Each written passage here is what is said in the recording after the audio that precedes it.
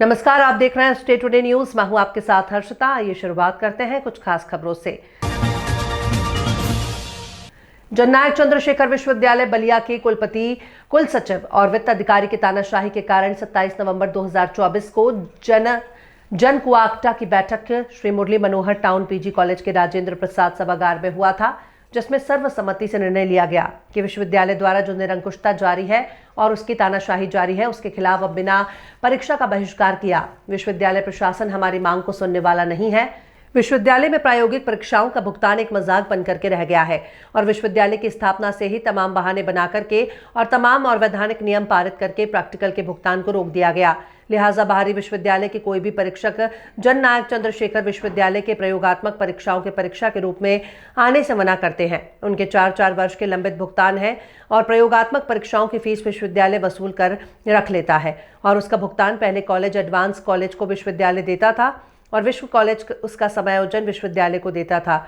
अब स्थिति ये हो गई है कि विश्वविद्यालय फीस तो ले लेता है लेकिन भुगतान नहीं करता और कॉलेज कहां से भुगतान करे, इसके लिए दबाव डालते हैं कि आप स्वयं वसूली कर लीजिए। शासन आदेश के मुताबिक जो परीक्षा फीस होती है वो विश्वविद्यालय को जाती है। कॉलेज कोई अतिरिक्त प्रयोगात्मक फीस न वसूल करता है और ना ही उसे वो भुगतान कर सकता है। ऐसी स्थिति में वायु परीक्षा और आंतरिक परीक्षाओं का प्रयोग का भुगतान अब तक विश्वविद्यालय कभी भी नहीं किया। आज किस तरह का आप लोग का प्रदर्शन चल रहा है? डॉक्टर अवनीश खंडे, महामंत्री, जननायक चंद्रशेखर विश्वविद्यालय संबद्ध महाविद्यालय शिक्षक एसोसिएशन जनकुआक्टा। आज आप लोग का कैसा प्रदर्शन हो रहा है सर? विश्वविद्यालय की स्थापना के काल से ही प्रायोगिक परीक्षाओं का भुगतान ये विश्वविद्यालय 1 रुपये भी नहीं किया है। लिहाजा बाहरी विश्वविद्यालयों का कोई भी परीक्षक जननायक चंद्रशेखर विश्वविद्यालय के किसी भी महाविद्यालय में आने को तैयार नहीं। 1-2 परीक्षाएं अपने पॉकेट से जो उस विभाग का विभागाध्यक्ष है वह भुगतान किया, लेकिन विश्वविद्यालय समायोजन देने पर भी उसका भुगतान नहीं किया। भुगतान संबंधी शासनादेश ये है कि कॉलेज सरकार के शासनादेश के अनुसार जो शासनादेश है उसमें परीक्षा शुल्क वसूल करता है और विश्वविद्यालय को दे देता है।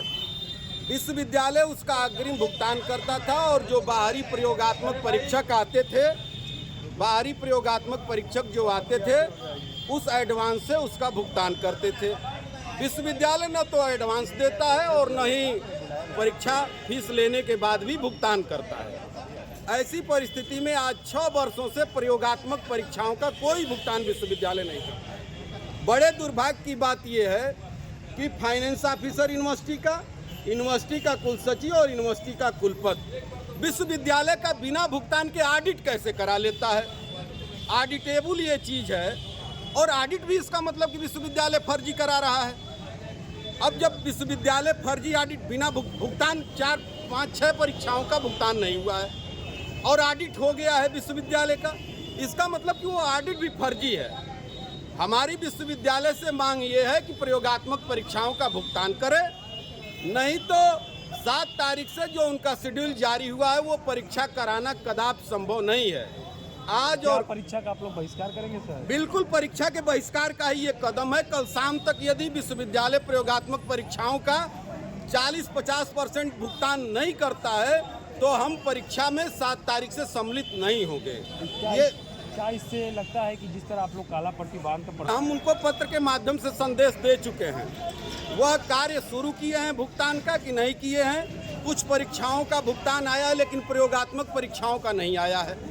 प्रयोगात्मक परीक्षाओं का जब तक वो भुगतान नहीं करेंगे बहिष्कार जारी रहेगा। क्या अन्य विश्वविद्यालयों में ऐसी प्रक्रिया चलती है? बिल्कुल, एडवांस दे दिया जाता है और कॉलेज उसका भुगतान करके और समायोजन विश्वविद्यालय को दे देता है। सारे पूर्वांचल विश्वविद्यालय में, गोरखपुर विश्वविद्यालय में, कानपुर विश्वविद्यालय में, हर काशी विद्यापीठ से हम अलग हुए, वहाँ से भी एडवांस मिलता रहा है। मतलब इन्होंने उस प्रक्रिया को बंद कर दिया। लेकिन जैसे ही जननायक अपना विद्यालय खुला 1-2 बरस वो लोग अपने बजट की कमी का रोना रोते रहे, लेकिन फीस तो वो वसूल कर रहे हैं। जब से विश्वविद्यालय बना है भुगतान नहीं कर रहे हैं। इसका मतलब कि या तो वो पैसा लूटा जा रहा है अन्य तरीके से, या तो उसको वो रिजर्व फंड में रखे हुए हमारा भुगतान नहीं कर, वो भी गलत है। जब आप हमसे वसूल किए हैं तो कॉलेज को पुनः उनको वापस करना चाहिए। दूसरा, शिक्षा शास्त्र संकाय जो शिक्षा शास्त्र विभाग जो है वह कला संकाय में आता है। उसके संकाय अध्यक्ष बीएड संकाय के हैं। एनईपी 2020 कहती है कि शिक्षा शास्त्र जो है कला संकाय का विषय है, उसमें बीए में या एमए में मान्यता उसको कला संकाय के अंतर्गत दिया जाता है और उसका डीन जो है वो बीएड फैकल्टी के लोगों को बनाया गया है। कुलपति जी जून से यह आश्वासन दे रहे हैं कि इस बार करा दीजिए, उस बार करा दीजिए। बोर्ड ऑफ स्टडीज करा देते हैं शिक्षा शास्त्र के टीचर और उनको बीएड संकाय से अलग नहीं कर रहे हैं, लिहाजा उन शिक्षकों का शोषण होता है। तीसरा बड़ा मुद्दा है कि छत्रपति साहू जी महाराज कानपुर विश्वविद्यालय में जो शोध छात्रों की फीस वसूली जा रही है, प्रति लेक्चर प्रति शिक्षक को 1500 रुपये भुगतान हो रहा है। हमारे विश्वविद्यालय में शोध छात्रों से लगभग 50,000 रुपये प्रति छात्र फीस वसूली जा रही है, जिसमें प्री पीएचडी कोर्स है 25,000 फीस है और शोध केंद्रों पर जारी कर दिया गया कि संयोजक उस शोध कक्षाएं लें और भुगतान की कोई व्यवस्था नहीं है। हमारी मांग है कि विश्वविद्यालय नया है तो कम से कम 1,000 रुपये प्रति लेक्चर प्रति शिक्षक को शोध केंद्रों पर दे और जो बाहर के टीचर उस महाविद्यालय या उस शोध केंद्र में चाहे वो विश्वविद्यालय में वो जा रहे हैं तो कम से कम 200 रुपये टीए का भुगतान करें। जब तक 1200 रुपये के प्रावधान नहीं करेंगे शोध केंद्रों पर शोध संबंधी कार्य नहीं होगा। परीक्षाओं का भुगतान नहीं हुआ है। बहुत शिक्षक कल्याण कोष से शिक्षकों का पैसा कटता है। शिक्षक बीमार रहते हैं, विश्वविद्यालय साल भर पत्रावली लंबित रखता है। बीमार शिक्षकों को पैसा देने में भी हीलाहवाली है, जबकि हम मूल्यांकन करते हैं और वो हमारे कल्याण के लिए वो पैसा विश्वविद्यालय काट लेता है, लेकिन शिक्षकों को देने में हीलाहवाली है। बहुत सारे मुद्दे हैं जो इस विश्वविद्यालय में एनामलीज है और हम इनके छलावे में बार बार आ जाते हैं। हम परीक्षा करा देते हैं और उसके बाद ये भुगतान नहीं करते हैं। इस बार भुगतान होगा तब परीक्षा होगी और इसी निर्णय पर हम कायम हैं। आज भी काली पट्टी बांध के विरोध प्रदर्शन जारी है, कल भी ये जारी रहेगा। कल शाम तक हम इंतजार करेंगे, नहीं तो कल शाम को अध्यक्ष और संगठन की उपस्थिति में निर्णय सुना दिया जाएगा विश्वविद्यालय को कि हम परीक्षा में का बहिष्कार पूर्णतया करेंगे। विश्वविद्यालय को तय करना है, कुलपति जी को तय करना है, रजिस्ट्रार को तय करना है कि वह प्रयोगात्मक परीक्षाओं का भुगतान करेगा कि नहीं करेगा। करेगा तो परीक्षाएं होंगी और नहीं करेगा तो परीक्षाओं का बहिष्कार होगा। ददरी मेला ऐतिहासिक बलिया में आशीष साहू और अजय कुमार झूला संचालक ने एक बड़ा बयान दिया है और जिला प्रशासन से मांग की है कि ददरी मेले को बढ़ाने और विकसित करने के लिए आवश्यक कदम उठाए जाएं। आशीष साहू और अजय कुमार झूला संचालक ने कहा कि ददरी मेला बलिया की संस्कृति और इतिहास का एक महत्वपूर्ण हिस्सा है। उन्होंने कहा कि मेले को बढ़ाने और विकसित करने के लिए जिला प्रशासन को आवश्यक कदम उठाने चाहिए। उन्होंने कहा कि मेले में अधिक से अधिक लोगों को आकर्षक करने के लिए जिला प्रशासन को विशेष प्रयास करने चाहिए। उन्होंने कहा कि मेले में सांस्कृतिक कार्यक्रमों, खेल प्रतियोगिताओं और अन्य आकर्षणों का आयोजन किया जाना चाहिए। आशीष शाह और अजय कुमार झूला संचालक ने जिला प्रशासन से मांग की है कि वे ददरी मेले को बढ़ाने और विकसित करने के लिए आवश्यक कदम उठाएं और मेले को एक सफल और यादगार आयोजन बनाएं। नाम आशीष कुमार साहू है, मैं संगम इंटरप्राइजेस का स्टाफ प्रबंधक हूँ। बात करें सर, इस बार ददरी मेले कितना खास रहा आप लोगों के लिए? ददरी मेला भैया लेट से चालू होने के कारण अभी हम लोगों को बहुत सारा नुकसान हो रहा है। अगर प्रशासन मेला एक सप्ताह बढ़ा देता है तो हम लोगों का काम ठीक हो जाएगा। आप लोग हर साल ददरी मेले में आप लोग आते रहते हैं, इस बार की प्रशासन द्वारा क्या व्यवस्था मिले, क्या आपको परेशानी महसूस हो रहा था कि आगे आने वाले समय में फिर आप लोग ठीक रहा? नहीं, पिछले साल से तो इस साल बहुत अच्छा मेला हुआ है। प्रशासन ने मेला बहुत बढ़िया कराया। जब हम आए तो यहाँ में सब कुछ साफ सफाई मिली।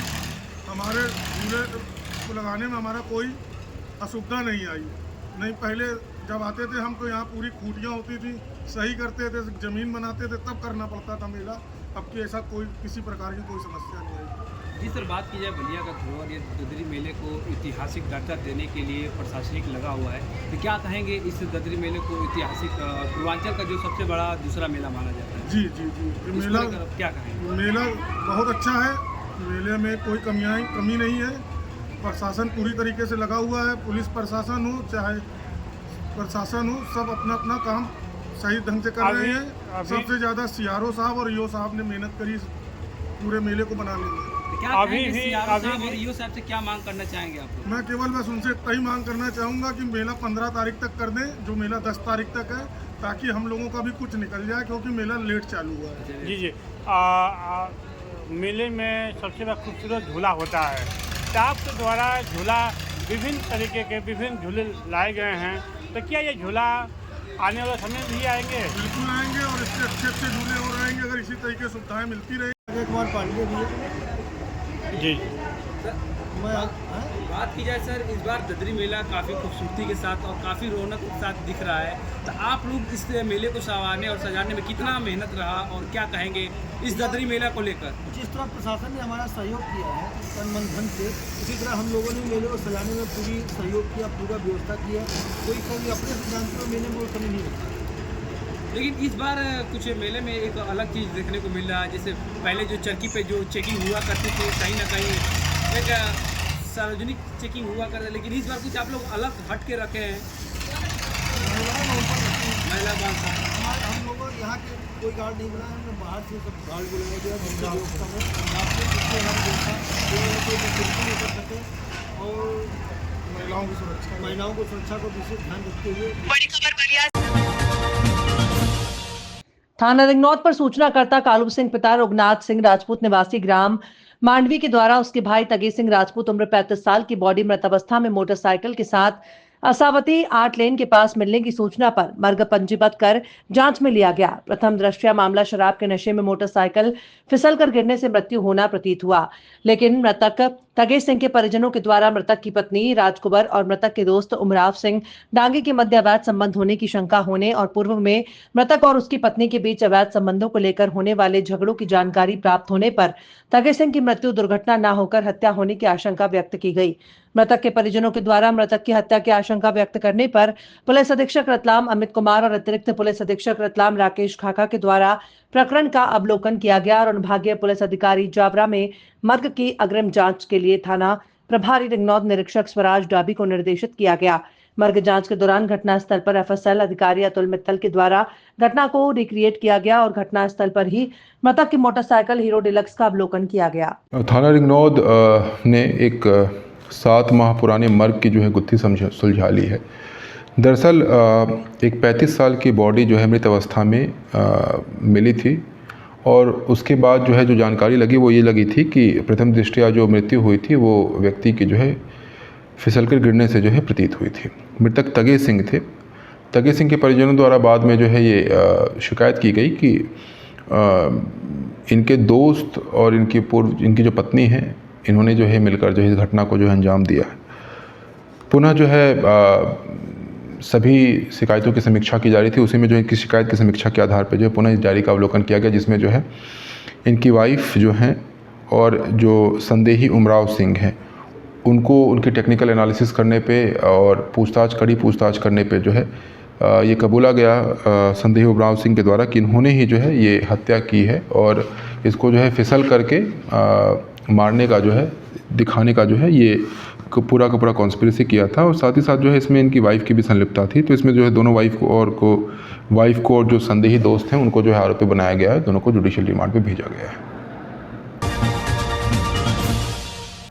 नलखेड़ा तहसील के ग्राम पडाना में शासकीय हाई स्कूल के विद्यार्थी को साइकिल वितरण कराई गई। कार्यक्रम में बच्चों को कुमकुम तिलक लगाकर स्वागत किया गया। बच्चों ने साइकिल पाकर बहुत खुश हुए और साथ ही सरकार को धन्यवाद दिया।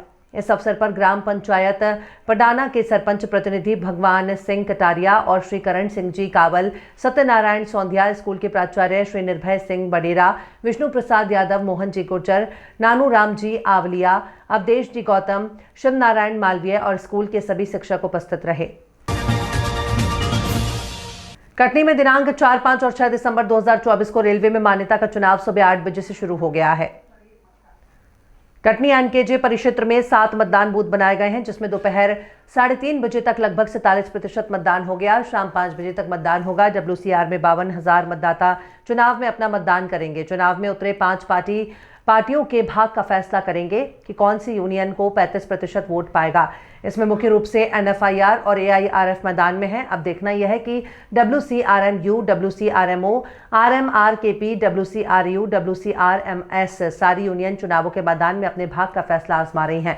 मेहनत में कोई भी कसर नहीं छोड़ना चाहता। मेहनत रात दिन एक एक कर वोटर को रिझाने के लिए सारे जतन किए जा रहे हैं। मतदान शांतिपूर्वक ढंग से चल रहा है। अब आगे किस्मत का फैसला।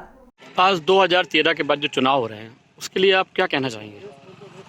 पूरे भारतीय रेल में 17 जोन में 2013 के बाद मान्यता के इलेक्शन कोर्ट के आदेश से किए जा रहे हैं, क्योंकि सरकार यह नहीं चाहती थी कि पुराने मॉडलिटी जो 35% रखा गया था, वह चाहती थी कि 51% मॉडलिटी पे चुनाव किया जाए, जिससे कि रेल संगठनों में, रेल ऑर्गेनाइजेशन में किसी कर्मचारी संगठन न रह जाए।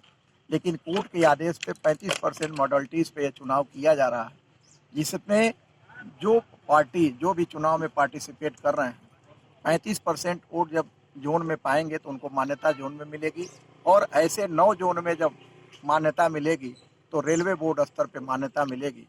क्योंकि सरकारें अभी नहीं चाहती हैं कि कोई कर्मचारी संगठन कहीं पे रहे और हमसे कुछ कर्मचारियों के लिए मांग करें। कर्मचारियों के प्रति सरकार की सोच बदलती जा रही है और वेलफेयर सरकार अब नहीं करना चाहती।